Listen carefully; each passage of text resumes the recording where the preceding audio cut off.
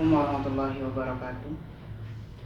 Nama saya Muhammad Farul Islam, NIM 2011 04 02 0023 dari UIN Jember.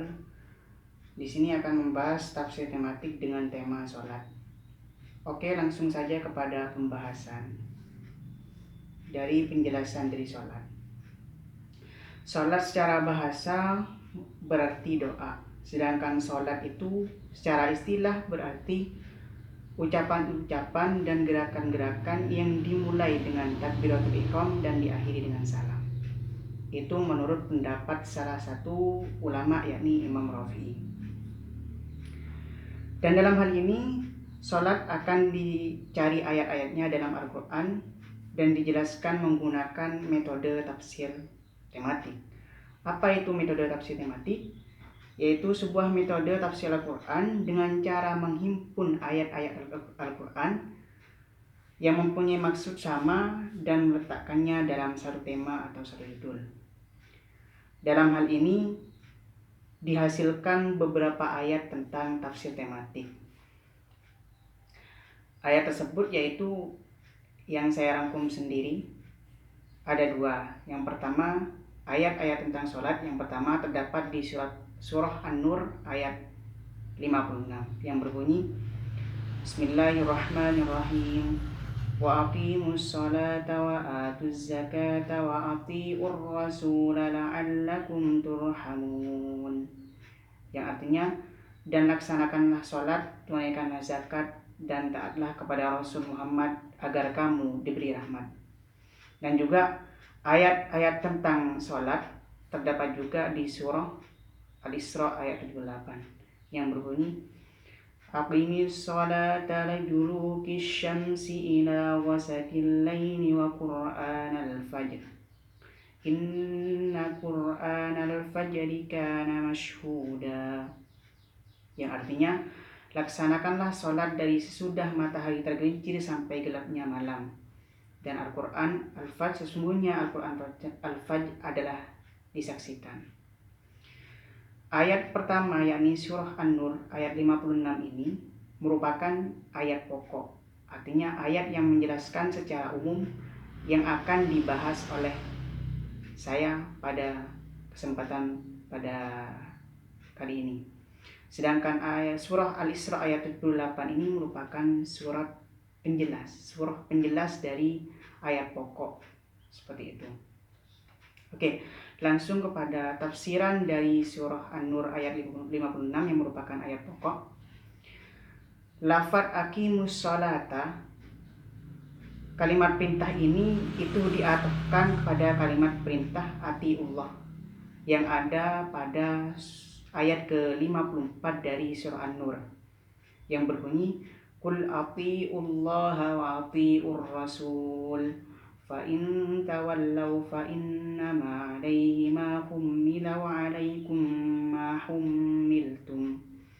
Jadi di ayat wa aqimus shalah di ayat 56 ini diatofkan kepada ayat 54 atiullah wa atiur rasul. Meskipun antara kata yang diatofkan dengan yang diatofi dipisah oleh kalimat yang panjang, namun kalimat pemisah tersebut adalah berisikan janji atas sesuatu yang diperintahkan, dalam arti jika mereka melaksanakan apa yang diperintahkan tersebut, maka dijanjikan hal-hal yang dijanjikan kepada mereka, seperti itu. Itu merupakan penjelasan mengenai susunan dari ayat 54 dan juga ayat 56 ini.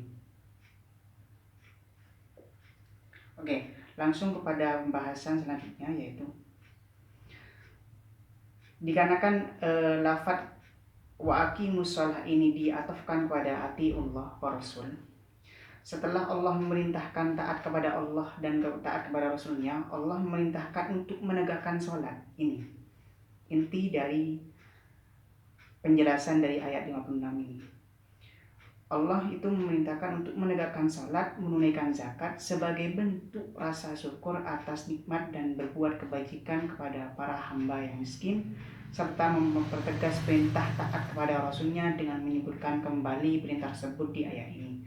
Jadi di ayat 54 itu Allah itu sudah menegaskan untuk taat kepada Rasul. Di ayat 56 ini Allah menyebutkan kembali lafaz atiur Rasul sebagai bentuk penegasan Allah bahwasanya kita harus benar-benar taat kepada Rasul. Dengan bunyi ayatnya wa aqimus shalah wa atuz zakah wa atiur rasul la'allakum turhamun di ayat 56 ini. Maksud dari penjelasan tafsir dari ayat ini yaitu tegakkanlah sholat pada waktunya secara sempurna, rukun-rukun dan syarat-syaratnya, sembahlah Allah semata dan tunaikanlah zakat yang diwajibkan atas kalian, sebab itu mengandung kebajikan kepada kaum lemah dan miskin. Taatlah kepada Rasul, mematuhi perintah, larangan dan teguran beliau supaya Allah merahmati kalian dan menyelamatkan kalian dari azab yang menyakitkan. Tidak diragukan lagi bahwa barang siapa yang melaksanakan semua itu, Allah pasti merahmatinya. Sesuai penutup di ayat 56 ini, la'allakum turhamun. Mereka diberi rahmat oleh Allah. Sebagaimana juga yang disebutkan dalam surat At-Taubah 71 juga memakai bahasa mereka akan diberi rahmat oleh Allah, seperti itu. Adapun orang-orang yang tidak taat kepada Allah dan Rasulnya, mereka seperti yang dijelaskan dalam ayat berikutnya di ayat 57.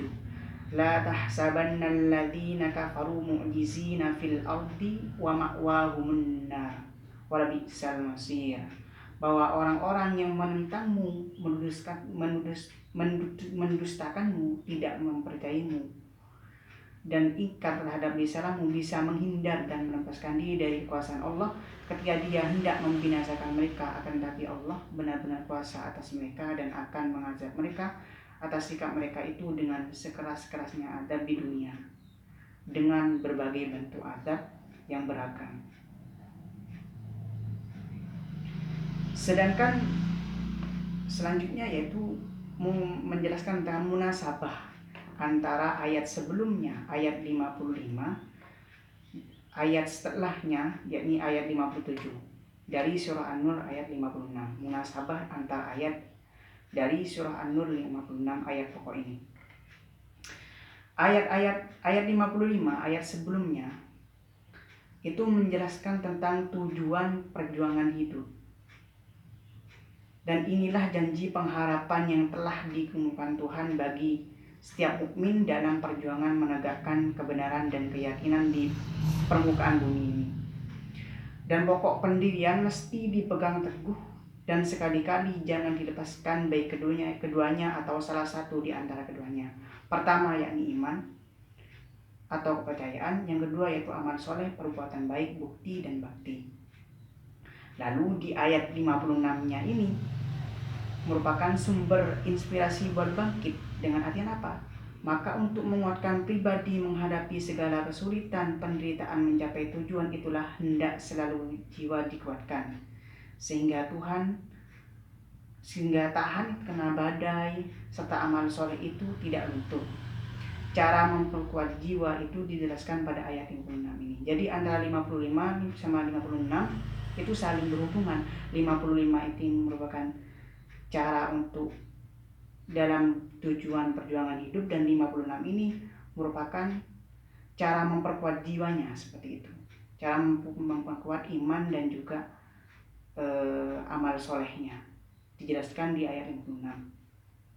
Cara memperkuat jiwa itu bagaimana? Ya tadi dijelaskan, dirikanlah sembahyang, keluarkanlah zakat, taatlah dan turutilah Rasul utusan Allah, itu dengan jalan demikian kamu akan dilimpahi rahmat, seperti itu.